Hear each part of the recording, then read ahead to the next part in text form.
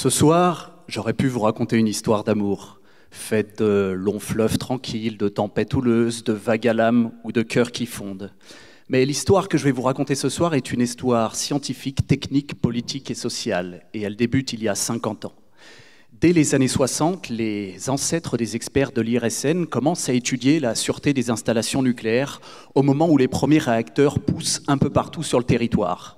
Et lors de l'implantation des premières centrales, ces experts réfléchissent au risque séisme, au risque de chute d'avion et au risque inondation, pour mon cas. Et pour prémunir les centrales de tels phénomènes, une première règle inondation est publiée en 1984. Puis, pendant plus d'une décennie, faute d'événements marquants, l'intérêt pour le risque inondation s'atténue peu à peu.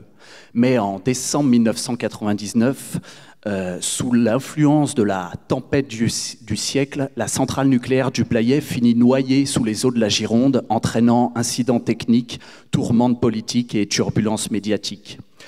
Alors, pour faire le retour d'expérience de cette inondation, les experts vont concevoir une nouvelle règle qui sera publiée en 2013 et qui intègre des connaissances et des enjeux nouveaux. Mais raconter cette histoire n'est qu'une partie de ma thèse.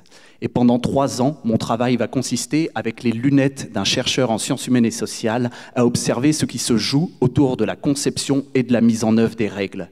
Car autour de ces documents un peu austères, si on élargit et descend notre regard, c'est tout un système fait d'acteurs, d'idées, de pratiques, de méthodes, mais aussi un environnement politique, technique, social qui est en évolution. Et la littérature en sciences humaines et sociales appelle ce tout un régime de régulation des risques. Alors, mon travail va être d'analyser ce régime de régulation en partant du postulat qu'il évolue dans le temps et que les règles sont un très bon moyen d'analyser ces évolutions.